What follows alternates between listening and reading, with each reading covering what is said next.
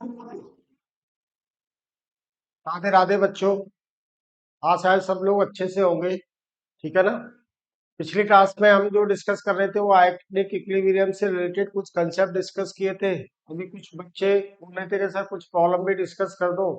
तो जो previous years मतलब PYQ, ठीक है ना, जनवरी 2023 में जनवरी 2023 में जो प्रॉब्लम्स आयनिक इक्विलिब्रियम से आए हुए हैं वो मैं डिस्कस कर रहा हूँ अभी। ठीक है ना। अब देखो ये 24 जनवरी शिफ्ट 1 का प्रॉब्लम है। क्या बोल रहा है? The dissociation constant of acetic acid is x into 10 power minus 5। ठीक है ना। when 25 ml of 0.2 m CH3CONA solution is mixed with 25 ml of 0.02 m CH3COH solution, the pH of the resultant solution is found to be equal to 5। यानी कि इसमें क्या क्या mix किया हुआ है? Sodium acetate and acetic acid. Sodium acetate क्या है? Salt of acetic acid. तो हमारे पास में जो मिक्सचर बन रहा है उसमें क्या है? एक तो एसिटिक एसिड हो गया और एक उसका सॉल्ट है, यानी ये क्या बन गया? Acidic buffer solution. ठीक है। और पूछ क्या रहा है? एक्स की वैल्यू पूछ रहा है, यानी कि के की वैल्यू क्या है एसिड के लिए? ये x इंटू 10 पावर -5 है, जिसको हमें कैलकुलेट करना है। यानी के कैलकुलेट कर लेंगे तो टोटल वैल्यू आ जाएगी, उसमें से x की वैल्यू यहाँ पर निकाल सकते। ठीक है ना। अब देखो कि ये एसिडिक बफर है, तो एसिडिक बफर के लिए जो फॉर्मूला है, यानी कॉन्सेंट्रेशन ऑफ सॉल्ट दिया हुआ है CH3CONA का कॉन्सेंट्रेशन हमको कितना दिया हुआ है? 0.2 m, 0.2 m दिया है। सिमिलरली CH3COH का जो कॉन्सेंट्रेशन है वो कितना दिया हुआ है? 0.02 m। ठीक है। तो डायरेक्टली हम अप्लाई कर दें क्या बफर सॉल्यूशन वाला फॉर्मूला? एसिडिक बफर का डायरेक्टली फॉर्मूला क्या है हमारे पास में कि इसके लिए पीएच होता है pKa plus log concentration of salt upon concentration of acid. ठीक है। एसिड का भी कॉन्सेंट्रेशन दिया हुआ है और सॉल्ट का भी कॉन्सेंट्रेशन दिया हुआ है। पीएच ऑफ द सॉल्यूशन हमको यहाँ पर ये दिया हुआ है, यानी कि 5 इक्वल्स टू क्या हो गया? ये pKa प्लस लॉग सॉल्ट का कॉन्सेंट्रेशन 0.2 डिवाइडेड बाई 0.0। अब देखो पॉइंट से पॉइंट कैंसिल हो जाएगा, 2 से 2, यानी कि ये ऊपर आ जाएगा 10। ठीक है। तो 5 will become equals to pKa plus log 10। log 10 की वैल्यू क्या होती है? log 10 की वैल्यू होती है क्या? 1। ठीक है ना। तो यहाँ पे पुट कर देते हैं हम कि ये 5 will become equals to क्या? pKa प्लस 1, यानी कि pKa की वैल्यू क्या हो गई? 4। और pKa किसके बराबर होता है? माइनस लॉग ऑफ के। माइनस लॉग ऑफ के की वैल्यू दी हुई है हमको 4, यानी कि के हो जाएगा 10 पावर-। ठीक है ना। अब वो क्या कह रहा है? x into 10 पावर-5। तो के को और क्या लिख सकते हैं हम? 10 इंटू 10 पावर-5। एक पावर बढ़ा दिया तो 10 यहाँ पे ले लिया नेगेटिव में, तो x की वैल्यू क्या हो गई? x will become 10। ठीक है ना। तो सिंपल प्रॉब्लम, हमको प्रॉब्लम को धीरे धीरे पढ़ना है। ठीक है ना। दूसरा क्या है कि देखो जो भी कंसेप्ट अगर हमारा क्लियर है और माइंड हमारा कूल है पूरी तरह से, ठीक है ना, कोई प्रेशर नहीं ले रहे हैं हम माइंड पर, तो इजीली हम विद 99% एक्यूरेसी प्रॉब्लम्स को सॉल्व कर सकते हैं। हमको चीजें आती हैं लेकिन कई बार हम मिस्टेक कर देते हैं, सिली मिस्टेक, क्योंकि माइंड हमारा प्रेशर ले रहा है, एग्जाम प्रेशर को ले रहा है, इसलिए हम वहां पर प्रॉब्लम्स को मिस कर देते हैं, मतलब कुछ न कुछ सिली मिस्टेक करेंगे। और जेई में जो प्रॉब्लम्स फ्रेम किए जाते हैं, मतलब एक ऑप्शन तो करेक्ट रहेगा, बाकी के 3 ऑप्शन भी क्या है कि वो रिसर्च करके बनाते हैं कि बच्चा कहाँ पर गलती कर सकता है। ठीक है। और गलती कर जहां पे गलती करेगा उसके अकॉर्डिंगली जो कैलकुलेशन आएगा वो बच्चे को क्या है, वो ऑप्शन में मिल जाएगा और वो कंफर्म हो जाएगा कि हाँ मेरा ऑप्शन में मैच कर रहा है, तो इसका मतलब मैंने सही सॉल्व कर किया है। लेकिन ऐसा नहीं होता है, ठीक है ना। अब नेक्स्ट प्रॉब्लम देखते हैं हम। नेक्स्ट प्रॉब्लम इज दिस कि if the pK of lactic acid is 5, then pH of 0.005 m calcium lactate solution at 25 degree centigrade is कुछ भी है इंटू 10⁻⁻1 नियरेस्ट इंटीजर में। अब लैक्टिक एसिड कोई भी एसिड हो सकता है, जैसे प्रीवियस केस में एसिटिक एसिड था, तो अब ये सॉल्ट हाइड्रोलिसिस का केस हो गया। मतलब ये वीक एसिड है, इसका पीके दिया हुआ है, ये कैसा है, वीक एसिड है, ठीक है ना।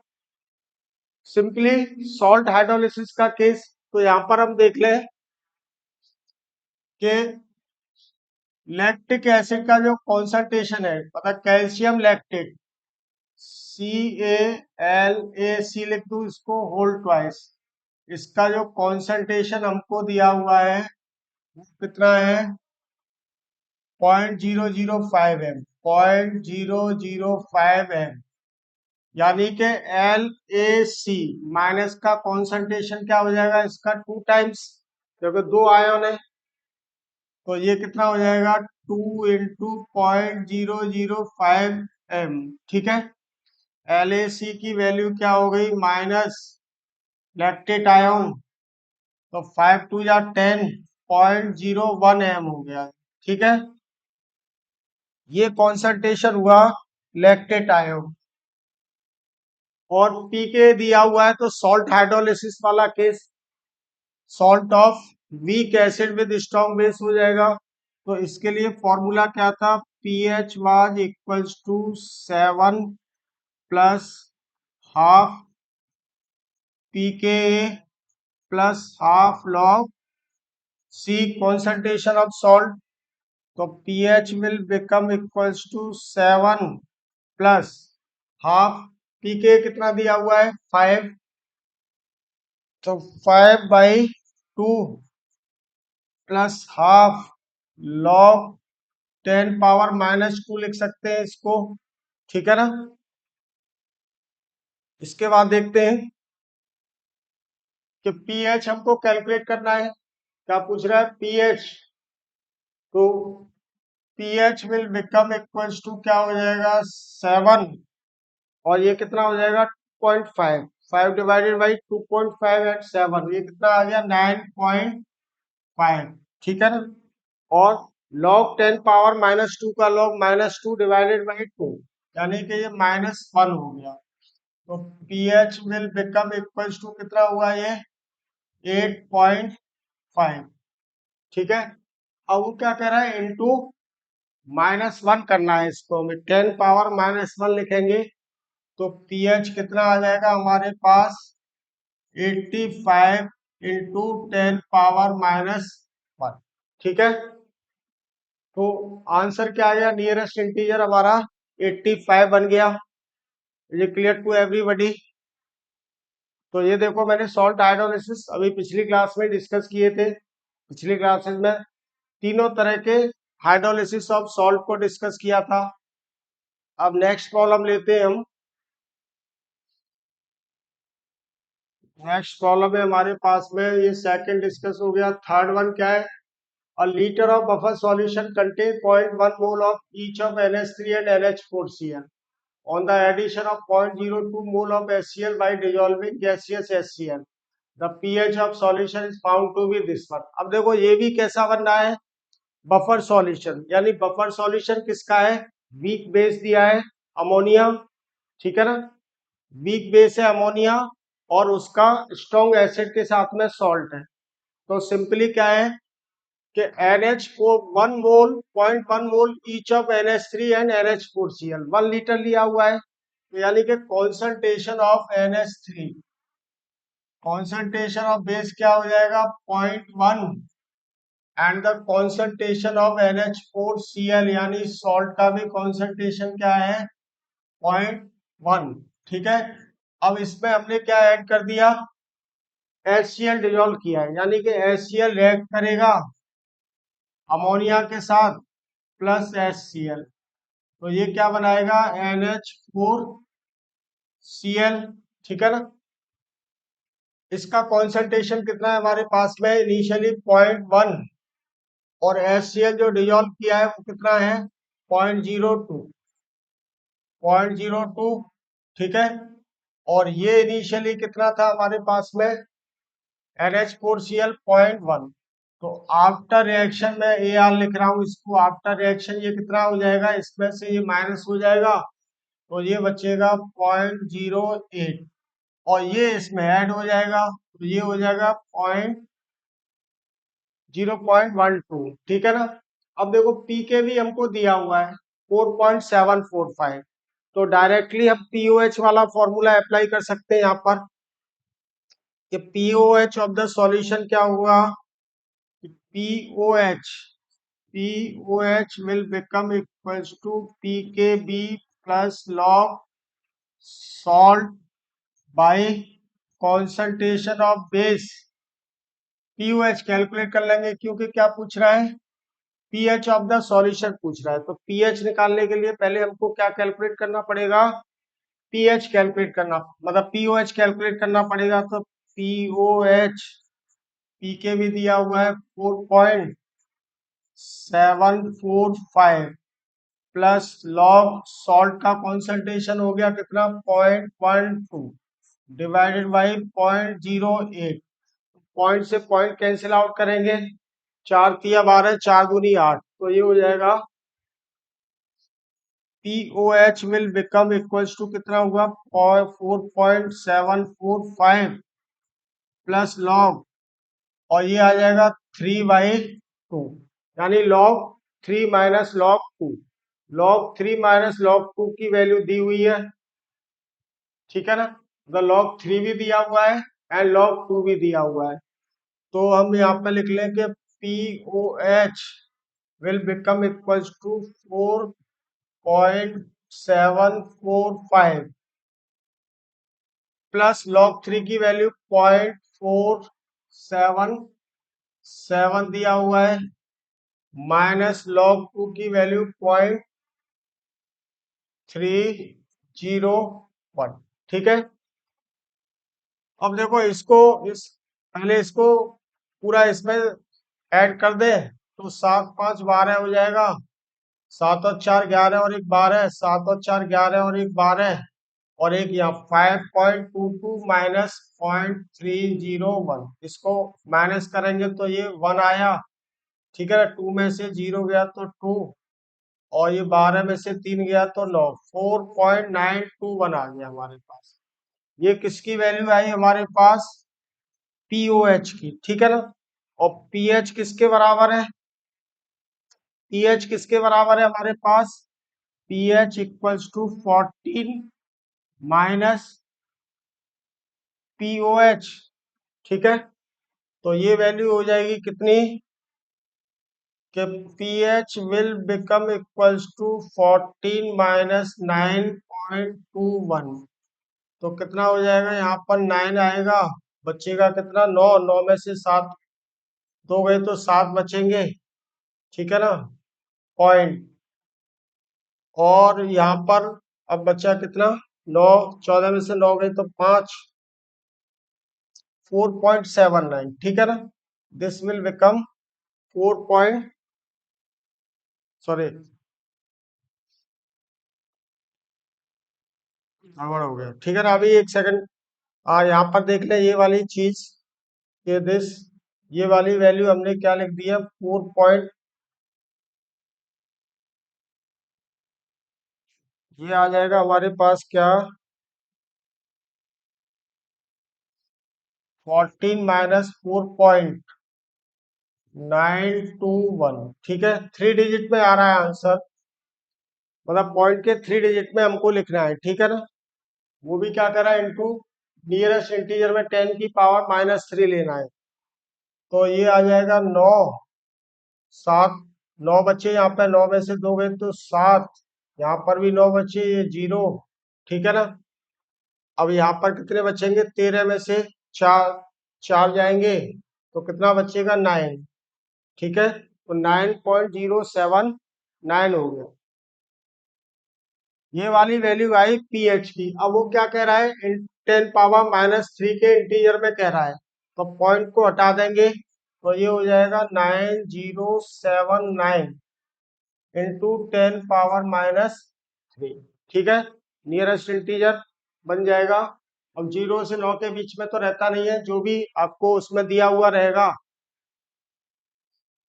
जो इंस्ट्रक्शंस में दिया रहेगा कि कितने डिजिट में हमको आंसर बताना है, तो ओवरऑल आंसर हमारा क्या हो गया, ये 9079 इंटू 10⁻³ ठीक है। इस तरह से हम यहाँ पर ये वैल्यू कैलकुलेट कर सकते हैं। ठीक है, और देखो नेक्स्ट प्रॉब्लम, एक प्रॉब्लम और डिस्कस करता हूँ।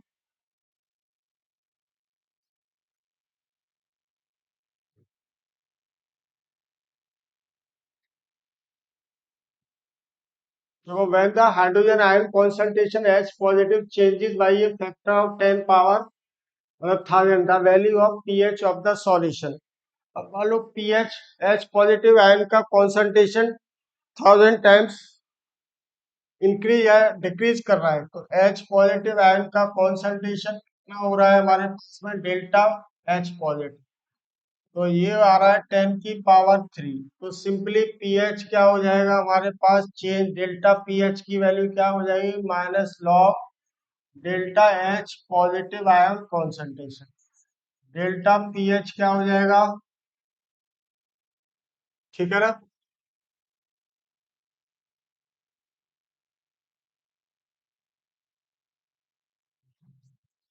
डेल्टा pH की वैल्यू क्या हो जाएगी हमारे पास में, ये चेंज क्या है, बेसिकली इंक्रीज कर रही है, ठीक है ना, तो pH वैल्यू डिक्रीज कर जाएगी, तो डेल्टा pH की वैल्यू क्या आ जाएगी हमारे पास, माइनस लॉग 10⁻³ यानी कि delta pH will become equals to क्या है, ये 3। अब देखो, ये इंक्रीज भी कर सकती है, डिक्रीज भी कर सकती है, क्योंकि ऑप्शन में हमारे पास में विथ 3 यूनिट्स ओनली डिक्रीज वाला आंसर दिया है, तो ये साइकोलॉजिकल गेम है, ठीक है ना, कि साइकोलॉजिकली वो किस तरह से यहाँ पर कैलकुलेट कराना चाह रहा है, क्योंकि ये वाली वैल्यू इंक्रीज भी कर सकती है। अब इंक्रीज वाला तो ऑप्शन दिया नहीं है, तो क्या होगा राइट आंसर, डिक्रीज। ये आंसर हो गया हमारे पास। ये क्लियर टू एवरीबॉडी, ठीक है ना। तो ये भी हमको देखना है कि इंक्रीज होगा या डिक्रीज होगा, वहां पे ऊपर उसने कुछ नहीं दिया है, चेंज कर रही है। अब चेंज तो क्या है, वो डिक्रीज भी कर सकती है और इंक्रीज भी कर सकती है, ठीक है ना। सिमिलरली देखें हम अगला question, the next problem is this, ये एनिलीन। अब देखो यहाँ पे पीकेवी का डेटा दिया हुआ है, ठीक है, तो पीकेवी में एनिलीन क्या है हमारे पास में, ये होता है एनिलीन, ये थोड़ा ऑर्गेनिक से रिलेटेड हो गया, ये एनिलीन हो गया ए, ठीक है, और बी क्या दे रहा है वो, इथेन एमाइन, यानी कि CH3CH2NH।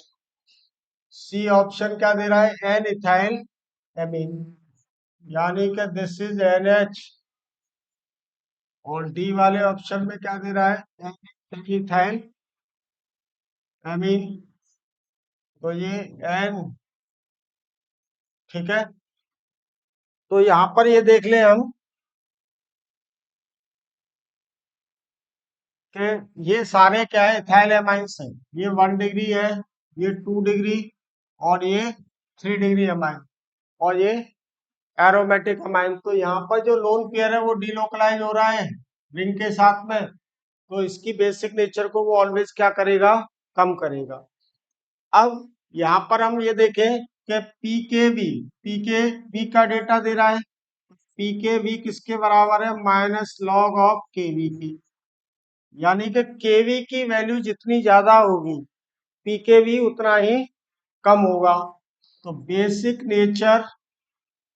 Basic nature of amines is inversely proportional to pKb, ठीक है, पीकेवी जितना कम होगा उतना ही ज्यादा स्ट्रॉन्गर बेस होगा। तो in case of ethyl amines में जो डेटा आता है, क्योंकि बेसिक नेचर के लिए बहुत सारे फैक्टर है हमारे पास, कोई एक फैक्टर नहीं होता है। यानी इलेक्ट्रॉनिक फैक्टर भी है, स्टेरिक हिंड्रेंस भी है, हाइड्रेशन भी है यानी सॉल्वोलिसिस भी है, लोन पेयर अवेलेबिलिटी है, फ्लिपिंग है, so many factors are there. ठीक है, तो इथाइल एमाइंस के लिए जो ऑर्डर आता है वो क्या है, 231। 231 का मतलब क्या, 2 degree amine is more basic than 3 degree amine than 1 degree. वही मिथाइल अमाइंस के लिए ये वाला क्या आता है, 213, 213, यानी कि 2 degree more basic than 1 degree, 1 degree more basic than 3 degree. ठीक है, तो 2 डिग्री ये हो जाएगा, यानी इसके लिए सबसे कम वैल्यू रहेगी पीकेवी की, इसके लिए सबसे कम वैल्यू रहेगी किसकी, 2 डिग्री अमाइन, यानी सी वाले ऑप्शन के लिए डेटा क्या आ जाएगा हमारे पास में ये। ठीक है, इससे ज्यादा जो वैल्यू रहेगी, इससे जो ज्यादा वैल्यू रहेगी वो देख लें कि 2 डिग्री के बाद फिर 3 डिग्री, 3 डिग्री कौन सा है, डी वाला, यानी कि डी एन एन 3 के बाद में किसकी वैल्यू है, 3.2, यानी डी की जो मैचिंग होगी वो इसके साथ रहेगी।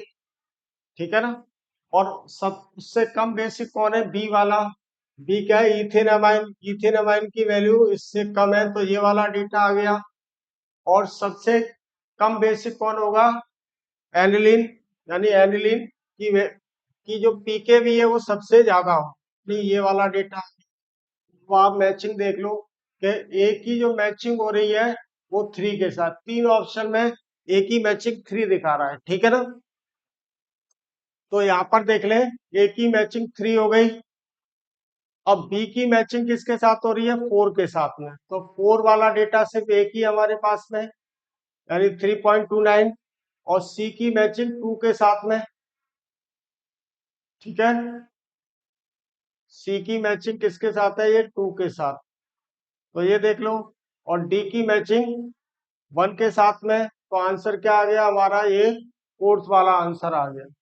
ठीक है, तो इस तरह से ये भी हम कह सकते हैं कि सारे के सारे आयनिक इक्विलिब्रियम, यानी पीके, पीके भी जो चीज है जो एसिड बेसिस में डिस्कस करते हैं, वो चाहे तो तुम ऑर्गेनिक में मान लो या यहाँ पर इस वाले केस में भी मान सकते हैं। ठीक है ना, तो अभी हमने जो डिस्कस किया वो कुछ प्रॉब्लम, और ये 25 जनवरी का शिफ्ट 2 का क्वेश्चन है, यानी कि हर शिफ्ट में एक प्रॉब्लम है, हर दिन में एक प्रॉब्लम है।